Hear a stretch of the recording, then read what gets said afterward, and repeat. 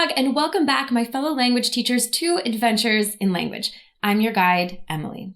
If you're like me, you want your students to see language learning as an adventure.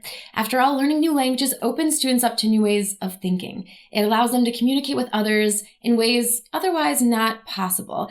All of that can set them up for exciting opportunities down the line. That's why in this video, I'm sharing 6 ideas that you can use to help your students find the adventure in language.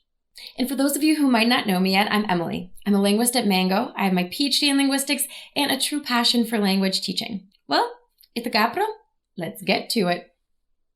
Okay, point number 1, adventure means being curious. So as it relates to language learning, this means looking for opportunities to spark curiosity in your students by showing them how bits of culture and history are hidden in plain sight all throughout the language that they're learning. Oftentimes, our students look at the language and all they can see are words that need to be memorized and grammar rules that need to be studied. But what if we encourage them to look a little closer and wonder what cultural or historical background led the language to look and sound the way that it does today? For example, in Spanish, there are many words that start with the letters A-L and sound like al. For example, almohada, algebra, alfombra. Now, this fact doesn't stand out to many language learners, as the pattern is quite frankly hard to catch, but their curiosity is piqued when I tell them the backstory that those words are actually not of Spanish origin. Those words ended up in Spanish because of language contact with the Arabic-speaking Moors who used to rule and still live in southern Spain.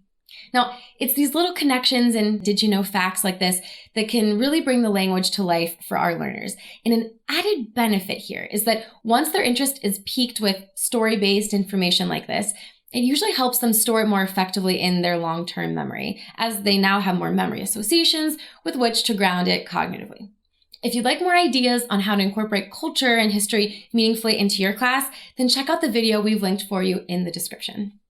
Oh, and a fun fact, for those of you who already use the Mango Languages app with your students, you already know this, but the app intermittently reveals relevant cultural and historical notes that explain how things in the language came to be and what they reflect about the culture today. Okay, point number 2, adventure means taking risks. So here's what I want you to do. I want you to encourage your students to try new and difficult things with the language by offering them low-stakes learning opportunities. Low-stakes learning opportunities simply refer to assignments and activities that are detached from grades. And here's why that's important. If grades are involved, then students are incentivized to play it safe. If grades aren't involved, they're more likely to be adventurous with the language, try out more complex grammar, more complicated vocabulary. Examples of low-stakes assignments include rough draft essays that are graded for completion only, or a ticket and routine by which you start every class with a challenge prompt that gets them thinking and talking in the language.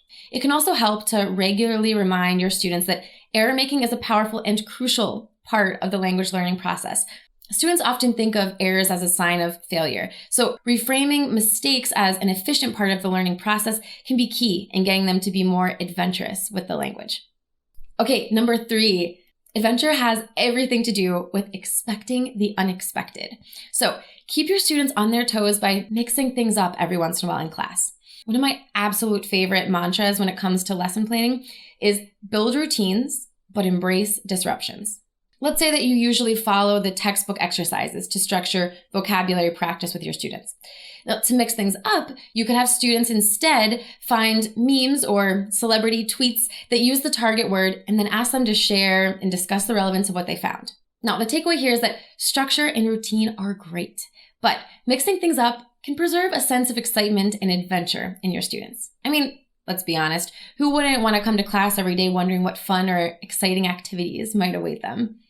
Okay, tip number 4, help your students see the bigger picture. What do I mean? Guide your students towards communicative competence with activities that prompt them to take a step back from the textbook. It can be easy for students to get bogged down with the technical details of what you might be covering in class that week. And it's great to have them super focused on what you're covering that week. But what you don't want to happen is for them to lose sight of the longer term goal, which is, again, to develop communicative competence cumulatively and over time. So to help your students shake off the technical details and grammar rules of the language, try incorporating some play-based learning in class. Importantly, their focus for these kinds of tasks should be directed solely on communicating with one another. Connection over perfection is the name of the game. And speaking of games, board games and card games are great ways to get your students to take a step back and see the bigger picture. Another great way to accomplish this is through free-form conversations, where you give your students a topic to discuss and they don't have to focus on any particular grammar rules or vocabulary lists. Their goal is to just discuss in the target language. Okay, tip number 5. We all know that every great adventure has to do with following your passions. So how can we do this in the language classroom? Well, you can help your students find personal connections with the language and the culture through pick your own adventure assignments. These can be singular or reoccurring assignments wherein your students get to explore and then write about a facet of the target language or culture that interests them, all written in the target language, of course. You might consider curating a list of suggested topics that you find interesting or that previous students of yours have found interesting to them. Now, student-driven activities like this are great for encouraging your learners to connect with and explore the culture on their own. I always like to encourage my students to connect their language learning with other hobbies that they know they already enjoy. So maybe they do an at-home workout video in the target language, or watch a movie or follow a cooking tutorial, all in the target language. Then, of course, they write their reflection piece on what was challenging, what came easily, what they learned, and new words or grammar that they picked up on. Long story short, pick your own adventure assignments are basically individualized learning at its best. Okay, we've made it to the last one. This is number 6, and it's all about helping your students get inspired. Invite your students to dream big about the language by doing a language learning opens doors project. Now, this one is quick and it's simple. It's a one-time assignment that you can add in at any time during the semester or school year. You give students a blank piece of paper or poster board, and you ask them to visually represent how learning the target language might open doors for them individually. It's a creative and open-ended project that can yield great results for them in terms of motivation and self-efficacy. Now, the idea, of course, here is to help students reflect on their goals with the language and then manifest some of the most exciting opportunities that might be available to them as they continue to learn and master the language. Now, you can implement this in many ways. You could have them turn these into you individually, or you can have them share them out in the form of a gallery walk activity. And if you'd like a fun and easy goal-setting worksheet to accompany this activity, check out the one that we've linked for you in the description down below. Well, there you have it. 6 ways to make language learning an adventure for your students. To recap, they were: number 1, spark curiosity in your students by showing them how bits of culture and history are hidden in plain sight all throughout the language. Number 2, encourage your students to try new and difficult things with the language by offering low-stakes learning opportunities. Number 3, keep your students on their toes by mixing things up in class every once in a while.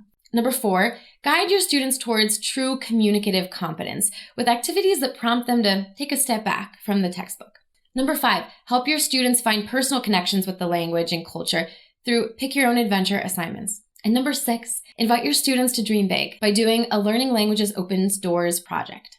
In the series, we've covered a wide range of teacher topics and answer a lot of your practical questions, like what should you know about the desirable difficulty principle? Why are formative assessments so great? And how can you help your students build a true intuition for target language grammar?